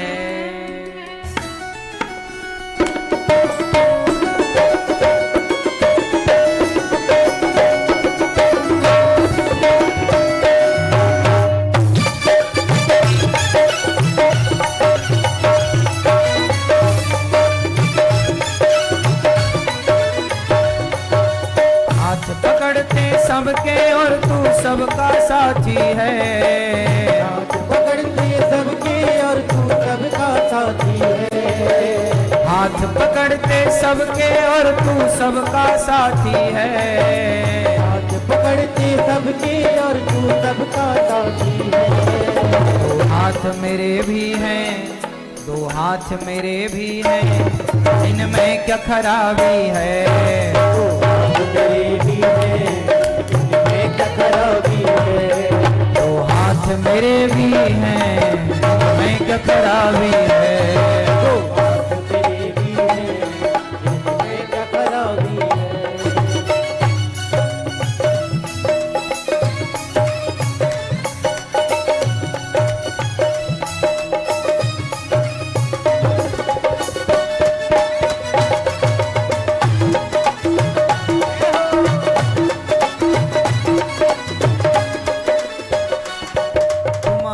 पकड़ते हो या हाथ देखते हो, तुम हाथ पकड़ते हो या हाथ देखते हो।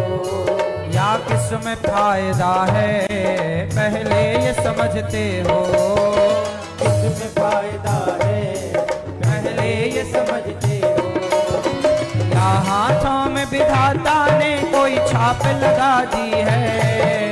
या हाथों में विधाता ने कोई छाप लगा दी है। या हाथों में विधाता ने कोई छाप लगा दी है।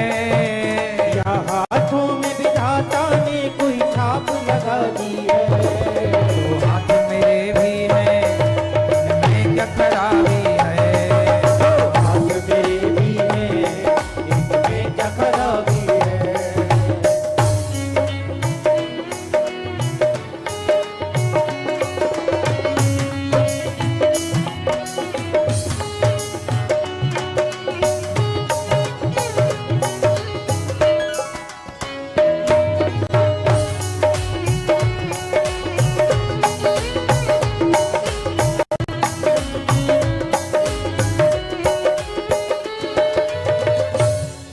हाथों में फर्क नहीं, नजरों में फर्क होता।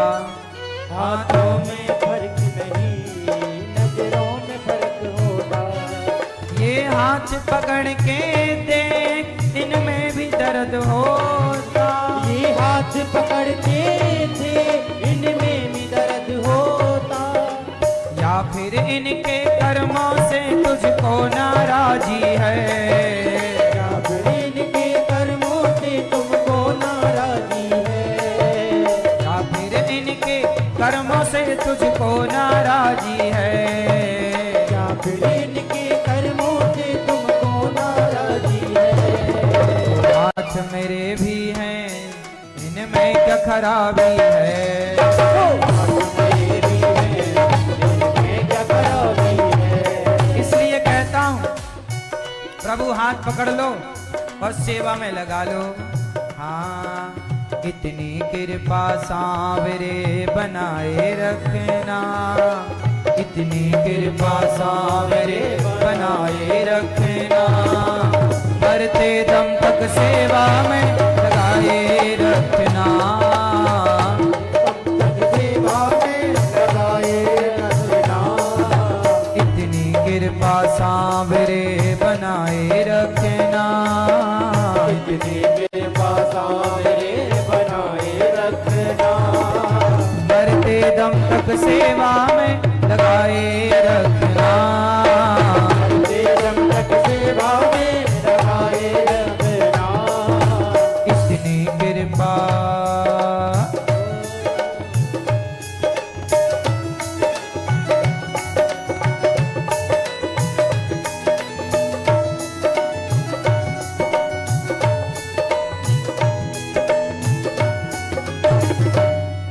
तेरे दर पर जो भी आता वो खाली हाथ न जाता। घर पर जो भी आता वो खाली हाथ न जाता। मोह मांगी मुरादें पाता, सब कुछ उसको मिल जाता। तेरा दरबार सब कुछ उसको मिल जाता। भरता है झोली सबकी, भरता है झोली सबकी। जो मांगे बस एक बार। सच्चा है दरबार जहाँ बैठे लखदातार, जहाँ हो रही जय जयकार। शाम तुम कितने सुंदर हो, कितने सुंदर हो। सच्चा है दरबार बैठे लखदातार, जहाँ हो रही जय जयकार। श्याम तुम कितने सुंदर हो, तुम कितने सुंदर हो, तुम कितने सुंदर हो, तुम कितने सुंदर हो, तुम कितने सुंदर हो, तुम कितने सुंदर हो।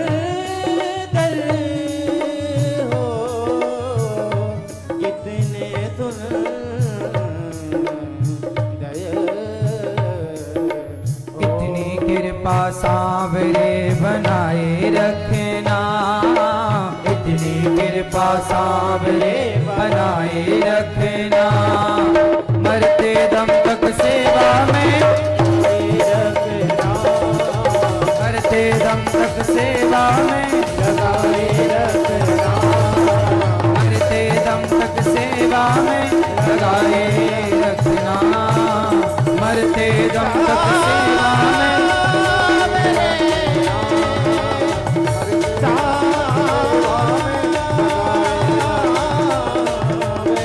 मरते दम तक सेवा में लगाए रखना।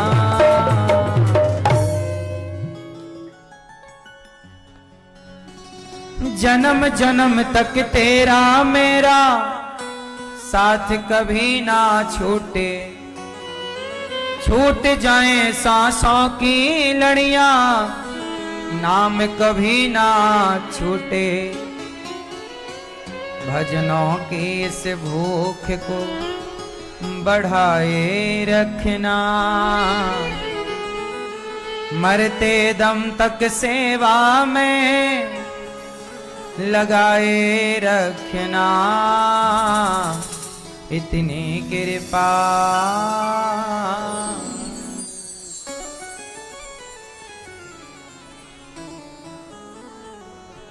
तो भगवान सुदामा जी पर कृपा करते हैं। सुदामा जी अपना जैसे तैसे गुजारा करते। एक दिन पत्नी ने कहा कि जाओ मित्र से मिलकर आओ। सुदामा जी जब मित्र से मिलने आए द्वारिका, सुदामा बड़ी दीन हालत में थे। मैया बैठो मेरी मां, सब बैठ जाओ। सुदामा बड़े गरीब हैं, पर उस गरीबी में भी भगवान को वो याद रखते हैं। सुदामा जी जब द्वारिका आए और जब भगवान श्री कृष्ण को पता लगा तो भगवान दौड़ पड़े सुदामा की तरफ। सुदामा सुदामा सुदामा की हालत ऐसी थी कि पांव में कांटे चुभे हैं, कपड़े बिल्कुल मैले से, पुराने से, फटे से। कितनी गरीबी में गुजारा किया ना सुदामा ने। सुदामा की कथा सब सुनते हैं, सब सुदामा जी के बारे में जानते हैं, पर सीखा क्या आप लोगों ने सुदामा जी से, ये बताओ। मैया, ओ वीडियो वाली मैया, आपने सुदामा जी से क्या सीखा? सुदामा जी से जो एक सीख आपने पाई वो आप बताओ गुलाबी मैया।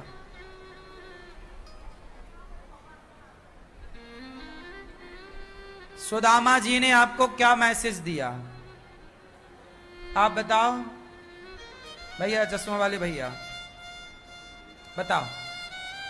सुदामा जी से आपने क्या सीखा?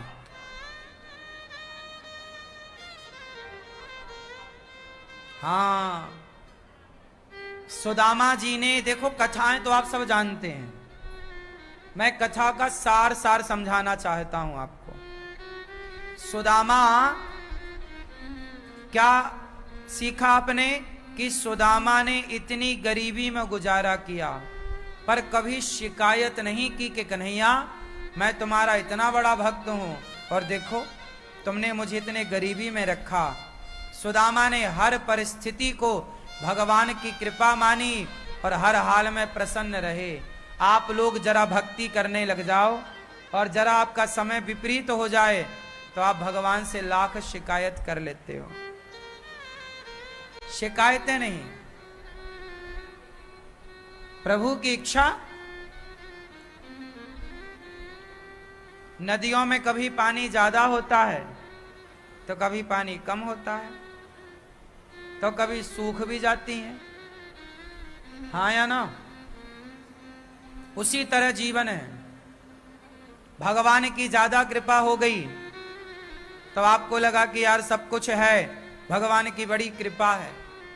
आज कुछ नहीं है, खाने के रोटी का भी जुगाड़ नहीं है, आपको लग रहा है कि भगवान की कृपा नहीं है। कृपा तो है, पर भगवान ये देखते हैं कि आप इन विषम परिस्थितियों का सामना कैसे करते हैं। अच्छा ये बताओ, दुख आना जरूरी है या नहीं? उत्तर दो। हां, दुख आना बहुत जरूरी है। वो दुख ही आपको मजबूत करता है। यदि दुख ना आए तो आप बड़े कमजोर हो जाएंगे। कोई भी आंधी आएगी, कोई भी दुख आएगा, आपको उड़ा कर ले जाएगा। लेकिन आपने बड़ा संघर्ष किया है, बड़े दुखों से गुजरे हैं, तो अब कोई भी आंधी दुखों की आपका बाल भी बांका नहीं कर सकती, मजबूत हो जाएगी। सीता मां जब जंगल में थी, लवकुश के लिए लकड़ी काट के लाती, जंगल से बच्चों को बनाकर खवाती, तो माता सीता को जंगल में कोई ज्यादा कष्ट नहीं हुआ, क्योंकि जंगल में रहना वो जानती थी। यदि 14 साल राम के संग ना रही होती, जंगल में रहना ना सीखा होता, तो सीता मां के लिए वो जंगल कठिन था। लेकिन वो पहले 14 वर्ष गुजार चुकी हैं, इसलिए वो कठिन नहीं लगा। इसलिए जीवन में कठिन समय आना चाहिए। उस समय ये पता लगता है कि आपके निर्णय लेने की क्षमता डेवलप हुई कि नहीं, विकसित हुई कि नहीं, आप समझदार हुए कि नहीं, आप निर्णय ले सकते हैं कि नहीं। इसलिए विपत्ति आना भी चाहिए, संकट आने चाहिए। दुखों से अगर चोट खाई ना होती तो कन्हैया तेरी याद हमें आई ना होती। दुखों से चोट खाई ना होती, दुख आने जरूरी है। दुख आने जरूरी है, इसलिए घबराओ मत, दुखों से हारो मत, लड़ो। सुदामा जी ने परिस्थिति से लड़ाई की और हारे नहीं, कृष्ण के पास पहुंच गए। आखिरी में दुख कितना भी हो, लेकिन आपको पहुंचना कृष्ण के पास। और जिस दिन पहुंच गए तो जैसे हवा चलने से धूल उड़ जाती है, ऐसे भगवान कृष्ण के दर्शन होते ही आपके जीवन के जन्म जन्म के दुखों की धूल उड़ जाएगी। और सुदामा को भगवान ने गले लगाया। मित्र क्या लाए हो? मुट्ठी भर चिवड़ा चावल भगवान खाए, और मित्र का इतना सा चावल खाकर सुदामा जी को धन धान्य से परिपूर्ण किया कि नहीं? भगवान देते हैं। लोग कहते हैं ना, भगवान के भक्तों को दुख बहुत मिलता है। हष्ट में मिल सकता है, पर भक्तों को देखो फिर मिलता भी ज्यादा। सुदामा को जितना मिला फिर किसे मिला? जो इंद्र का वैभव था उससे ज्यादा सुदामा जी का वैभव है, धन धान्य है। इसलिए भगवान तक पहुंचना है बस। सुदामा पहुंच गए, हम लोग पहुंच नहीं पाते, भटक जाते हैं। आप लोग भगवान की तरफ चलते हैं, पहुंच ही नहीं पाते, भटकाव आ जाता है, उलझ जाते हैं पैसे में, पत्नी में, पुत्र में, परिवार में। आप लोग कहां पहुंच रहे हैं भगवान तक? उलझ गए, बीच में उलझ गए। कहां कहां उलझे हैं आप? आप उलझ गए संसार की माया में, भगवान की तरफ चलना छोड़ दिए। इसलिए आपके जीवन में फिर परिवर्तन नहीं हुआ। लेकिन जो अखंड भगवान की ओर चलेगा, भगवान से प्रेम करेगा, जो भगवान कि सही सच्चे और अच्छे रास्ते पर चलेगा, देर सवेर पहुंचेगा। और सुदामा जी पर बदलाव हुआ। सुदामा जी को भगवान ने, सुदामा जी ने क्या दिया? चावल, चिवड़ा। सुदामा जी ने मुट्ठी भर दिया तो भगवान ने भर भर